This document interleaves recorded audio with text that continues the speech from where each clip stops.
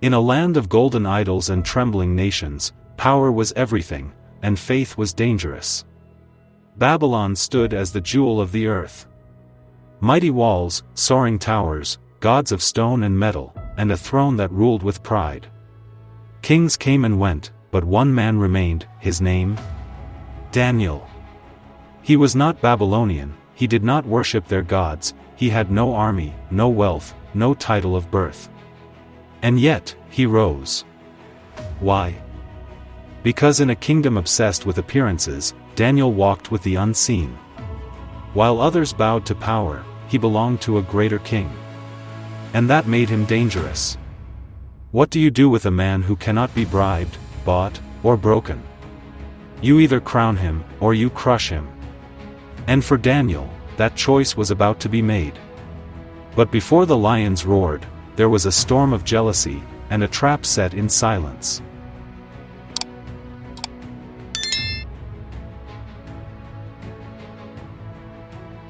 He had risen too high. Daniel, a foreigner, now preferred above all the governors of the realm. Trusted, elevated, distinguished not by charm or connections, but by an excellent spirit within him, and that made him a threat. The other officials watched with narrowed eyes. They searched for scandal, traced his records, studied his past. But the deeper they looked, the more they found integrity.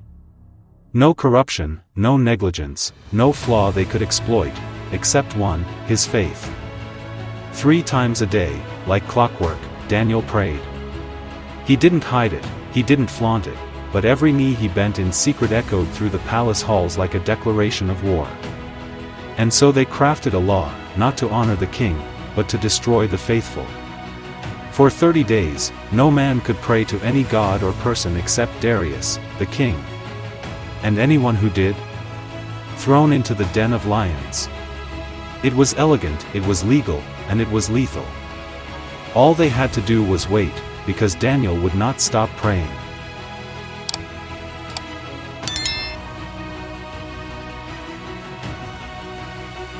He knew the law.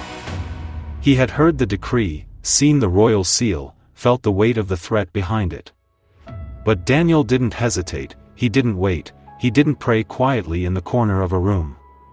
He went home, opened his windows, faced Jerusalem, and knelt. Not once, not twice, but 3 times a day. What kind of man prays when prayer is a death sentence?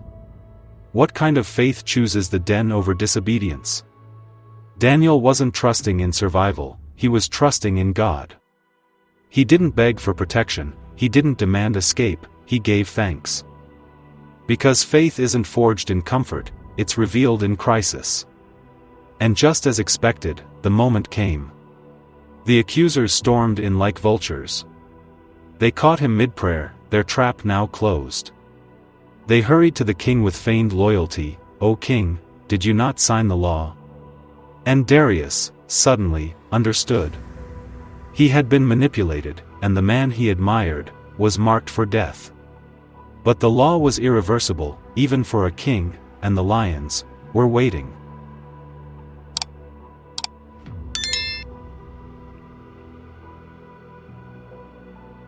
The sentence was final, the judgment irreversible, and yet, it was not Daniel who trembled, it was the king.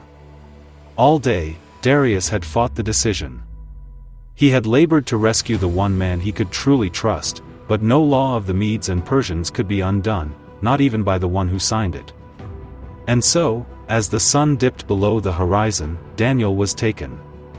There was no resistance, no plea, no fear. Just a calm that defied the moment. How does a man walk toward death with such peace? Because Daniel didn't fear the lions, he feared the Lord, and perfect love casts out fear. The soldiers led him to the pit. Deep, cold, carved into stone. A place that reeked of death, eyes burned in the shadows, muscles tensed, claws scratched the earth. And yet Daniel stood still. The king, desperate and broken, leaned in one last time, and with a trembling voice said, "May your God, whom you serve continually, deliver you."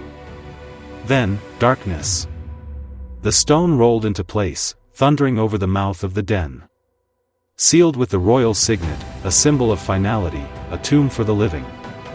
The accusers rejoiced, the king grieved, but in the courts of heaven, something stirred. Because God was not watching from a distance, he was already in the den. And while Babylon sealed the stone, heaven was preparing a miracle. For this den was never meant to destroy Daniel, it was meant to display the power of the living God.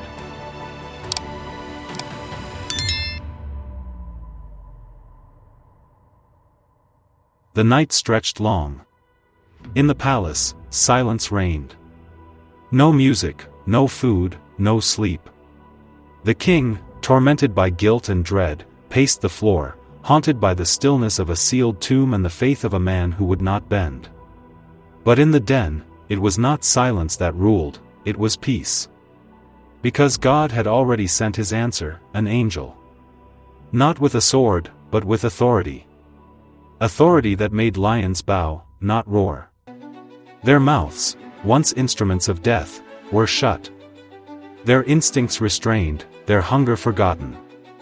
And there, in the stillness of stone and shadows, Daniel rested. Not merely untouched, but unafraid. This was not survival, this was sovereignty. Because when God sends an angel, even predators become pillows, even darkness becomes a sanctuary.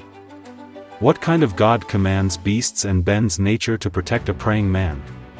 The kind who hears before we speak, who moves before we see, who enters the den before we're ever thrown in. Daniel didn't escape the trial, he walked through it, with God beside him. And when morning broke, so did the silence.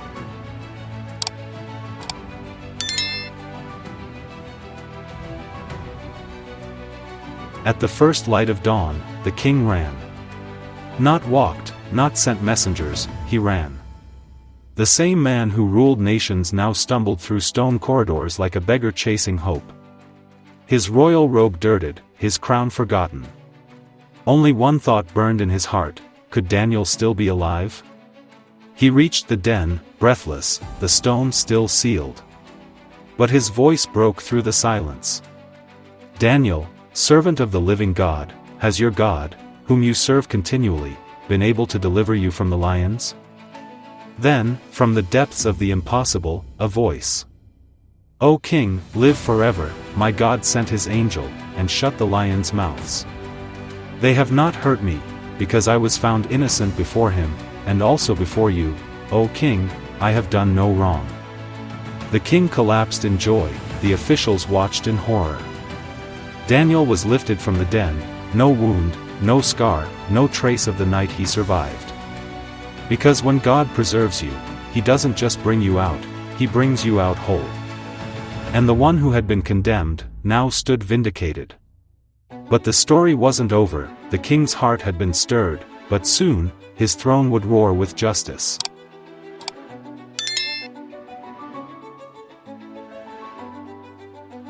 The lions were not finished. The same mouths that refused to touch a righteous man were unleashed upon the wicked. Those who had plotted Daniel's death, those who twisted law into a weapon, now faced the very fate they designed. Before their bodies hit the floor of the den, the lions overpowered them. Justice was swift and unmistakable. But what happened next was even greater than vengeance, it was revelation. King Darius summoned his scribes, his heralds, his royal court. And across every province, every tongue, every nation under his rule, a new decree was written. I issue a decree that in every part of my kingdom people must fear and reverence the God of Daniel. For he is the living God and he endures forever, his kingdom shall never be destroyed, and his dominion shall have no end. He rescues and he saves, he performs signs and wonders in the heavens and on the earth. He has delivered Daniel from the power of the lions. One man's prayer became a nation's testimony. One night in a den shook an entire empire. Because the God of Daniel wasn't just a deliverer, he was a king above kings.